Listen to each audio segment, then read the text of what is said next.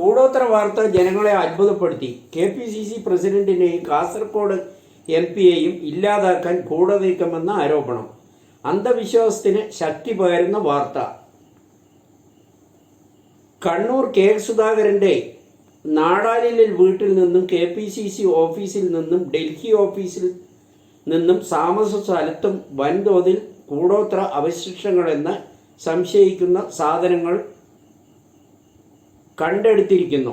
ആത്മീയ ആചാര്യനാണ് സുധാകരൻ്റെയും രാജ്മോഹൻ ഉണ്ണിത്താൻ്റെയും സാന്നിധ്യത്തിൽ കൂടോത്ര സാധനങ്ങൾ പുറത്തെടുത്തത്.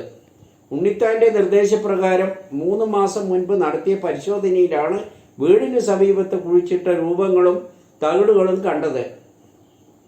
രാജ്മോഹൻ ഉണ്ണിത്താനാണ് തൻ്റെ അനുഭവം സുധാകരനോട് പങ്കുവച്ചത്. അതിനുശേഷമാണ് ഉണ്ണിത്താൻ തന്നെ എത്തിച്ച ആത്മീയ ആചാര്യനെ വരുത്തി പരിശോധന നടത്തിയപ്പോഴാണ് കണ്ണൂരിലെ സുധാകരൻ്റെ വീട്ടിലെ കന്നിമൂലയിൽ കുഴിച്ചിട്ടിരുന്ന തെയ്യത്തിൻ്റെയും മാതൃകയിലുള്ള രൂപവും തകിടുകളും കണ്ടെത്തിയത്. സുധാകരൻ്റെയും ഉണ്ണിത്താൻ്റെയും സാന്നിധ്യത്തിലാണ് കൂടോത്ര സാധനങ്ങൾ കണ്ടെടുത്തതെന്നാണ് പറയുന്നത്. പണ്ടുകാലത്ത് ശത്രുക്കളെ ദ്രോഹിക്കാൻ അനവധി തരത്തിലുള്ള കൂടോത്രങ്ങൾ നടന്നതായി പറഞ്ഞു കേട്ടിരുന്നു. ഭയപ്പെടുത്താനായി ശത്രുക്കളുടെ വീട്ടിന് മുമ്പിൽ ആൾരൂപം വരച്ച കോഴിമുട്ടയും ഇളനീരും തിരിയും അരിയും മലരും ഒക്കെ ഇട്ടുവെക്കാറുണ്ടത്രേ. അപ്പോൾ ആ വീട്ടുകാർ ഭയപ്പെടുമെന്നാണ് പറയുന്നത്. അതുപോലെ തന്നെ ശത്രുക്കളെ നശിപ്പിക്കാൻ കുരുതി കലക്കുന്ന സംവിധാനവും ചേനയിലും തവളയിലും തകിട് ജപിച്ച് വെച്ച് ചെളിയിൽ താഴ്ത്തി വയ്ക്കുന്ന പതിവും ഉണ്ടായിരുന്നു. അമ്പലങ്ങളിൽ മുളകരച്ച് തേച്ച് ശത്രുവിനെ മാട്ടുന്നതായും ശത്രുക്കളെ നശിപ്പിക്കാൻ കൈവശം കൊടുക്കും. അത് തൃക്കങ്കോട് പോലുള്ള അമ്പലത്തിൽ പോയി ഛർദ്ദിക്കുമെന്നും പറയാറുണ്ട്. അങ്ങനെ വിവിധ തരത്തിലുള്ള ദുർമന്ത്രവാദങ്ങളും കൂടോത്രങ്ങളും ചെയ്യുമെന്ന് അന്ധവിശ്വാസങ്ങളും പ്രചരിപ്പിക്കുന്നു. ഒടിയനെ വെച്ച് കൊല്ലുമെന്നും പറഞ്ഞു കേട്ടിരുന്നതായി പലരും സൂചിപ്പിച്ചിരുന്നു. എന്നാൽ ഈ കാലത്ത് കൂടോത്രം ചെയ്ത് എന്ന് പറഞ്ഞാൽ വിശ്വസിക്കാൻ വലിയ ബുദ്ധിമുട്ടുണ്ട് എന്ന് തന്നെയാണ് ജനങ്ങൾ ചൂണ്ടിക്കാട്ടുന്നത്. നമ്മുടെ ശത്രു രാജ്യങ്ങളിലെ ഇതേപോലെ 2-3 കൂടോത്രം ചെയ്ത് ദ്രോഹിച്ചുകൂടെ എന്നും ചിലർ ചോദിക്കുന്നു. ചാത്തൻ സേവകളെ പറ്റിയും പണ്ടുള്ളവർ പറയുമായിരുന്നുവെന്നും ജനങ്ങൾ പങ്കുവയ്ക്കുന്നു. ചാത്തൻ സേവയുള്ളവരെ ശത്രുക്കളെ ദ്രോഹിക്കാൻ ആളുകൾ പ്രയോജനപ്പെടുത്തിയിരുന്നതായി പറയുന്നു.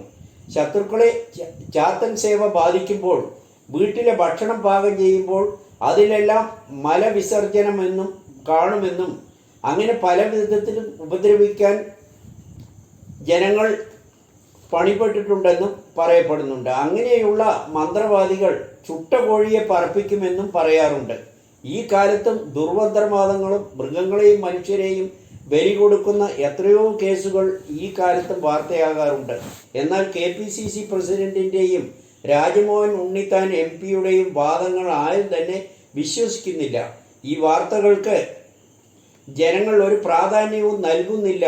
അന്ധവിശ്വാസം എന്ന് തന്നെയാണ് പറയുന്നത്. ഇതേപ്പറ്റി സമഗ്ര അന്വേഷണം വേണമെന്നും ആവശ്യങ്ങൾ ഉയരുന്നുണ്ട്. എന്തായാലും കൂടോത്രം റോഡുമായി ബന്ധപ്പെടുത്തി പൊതുമരാമത്ത് വകുപ്പ് മന്ത്രി പ്രതിപക്ഷത്തെ പരിഹസിക്കാൻ ഉപയോഗപ്പെടുത്തിയതായും അസംബ്ലിയിൽ കാണാനിടയായി. CPM ശൈലിയിൽ തിരുത്തലുണ്ടാകുമെന്ന് MV ഗോവിന്ദൻ. മുഖ്യമന്ത്രി ശൈലി മാറ്റുമെന്ന കാര്യം കേന്ദ്ര കമ്മിറ്റി റിപ്പോർട്ടിൽ ഇല്ല. പാർട്ടിയെ ജനങ്ങളിൽ നിന്ന് അകറ്റുന്ന ശൈലിയിൽ തിരുത്തലുണ്ടാകുമെന്ന് CPM സംസ്ഥാന സെക്രട്ടറി MV ഗോവിന്ദൻ.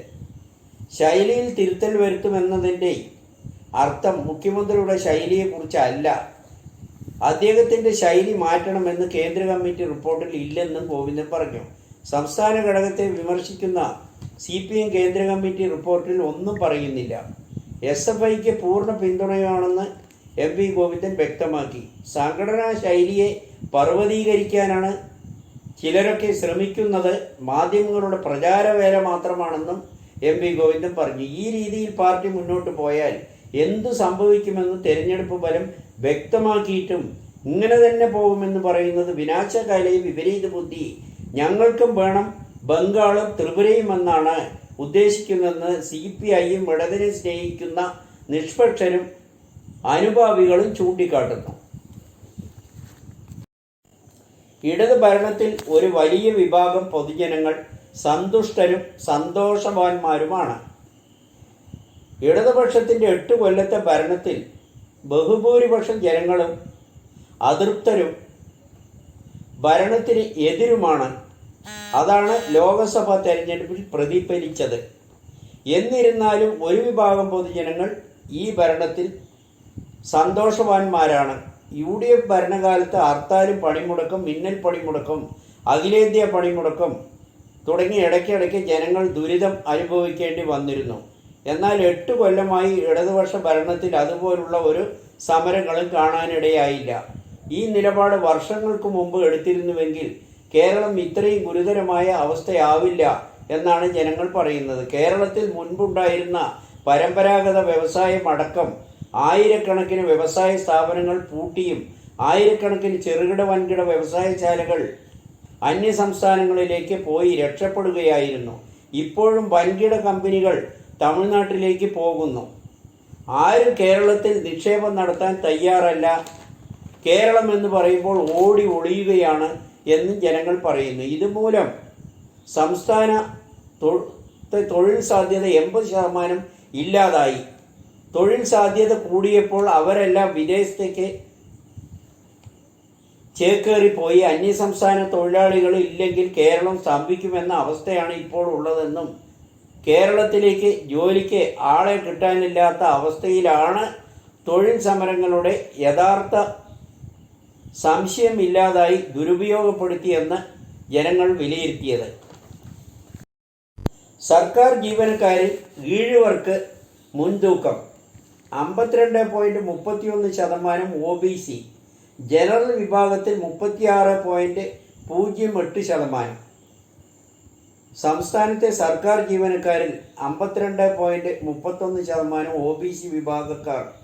ജനറൽ വിഭാഗത്തിൽ 36.08%, പട്ടികജനം ജാതി വിഭാഗത്തിൽ 9.49%, പട്ടികവർഗ വിഭാഗത്തിൽ 1.92% ജീവനക്കാരാണ് ഉള്ളത്. 316 കേരള സർക്കാർ വകുപ്പുകൾ, ബോർഡ്, കോർപ്പറേഷൻ, കമ്പനി തുടങ്ങിയ പൊതുമേഖലാ സ്ഥാപനങ്ങൾ എന്നിവിടങ്ങളിലായി ആകെ 5,45,423 സർക്കാർ ഉദ്യോഗസ്ഥരാണ് ഉള്ളത്. ഉദ്യോഗസ്ഥ പ്രാതിനിധ്യം സംബന്ധിച്ച് പിന്നോക്ക വിഭാഗ കമ്മീഷൻ ശേഖരിച്ച കണക്ക് ജൂൺ 25 നിയമസഭയിൽ P. ഉബൈദുള്ള MLA ചോദ്യത്തിന് മറുപടിയായി പറഞ്ഞിരുന്നു. പിന്നോക്ക വിഭാഗ കമ്മീഷൻ 2019 മുതൽ EC desk caste database of employees in service in Kerala എന്ന വെബ്സൈറ്റ് പോർട്ടിൽ സംസ്ഥാനത്തെ സർക്കാർ ജീവനക്കാരുടെ ജാതി തിരിച്ചുള്ള വിവരങ്ങൾ ശേഖരിച്ച് റിപ്പോർട്ട് ചെയ്യുന്നുണ്ട്. 2024 ജൂൺ 19 വരെയുള്ള കണക്കുകൾ പ്രകാരമാണ് റിപ്പോർട്ട് തയ്യാറാക്കിയിരിക്കുന്നതാണ് അറിയുന്നത്. ഏറ്റവും കൂടുതൽ ഈഴവരാണ് 1,15,075, നായർ സമുദായം 1,08,012, മുസ്ലിം സമുദായം 73,774 പേരും ജനറൽ ക്രിസ്ത്യൻ വിഭാഗത്തിൽ 73,713 പേരുമുണ്ട്. പട്ടികജാതി വിഭാഗത്തിൽ 51,793, പട്ടികവർഗ വിഭാഗത്തിൽ 10,503 പേരും 1.92%. ജനസംഖ്യ പട്ടികജാതി വിഭാഗം 9.10%, പട്ടികവർഗ വിഭാഗം 1.45%മാണ് ഉള്ളതെന്നാണ് കണക്കുകൾ പറയുന്നത്. സർക്കാർ ഖജനാവിലെ വരുമാനത്തിൻ്റെ സിംഹഭാഗവും ഇവർക്ക് ശമ്പളത്തിനും പെൻഷനും ചെലവാക്കുന്നു. കേന്ദ്രവും മറ്റു സംസ്ഥാനങ്ങളും ശമ്പള പരിഷ്കരണത്തിൽ നിയന്ത്രണം ഏർപ്പെടുത്തുമ്പോൾ കേരളം മാത്രമാണ് സർക്കാർ ജീവനക്കാർക്ക് വേണ്ടി ഭരണം നടത്തുന്നതെന്നും ജനങ്ങൾ ആരോപിക്കുന്നു.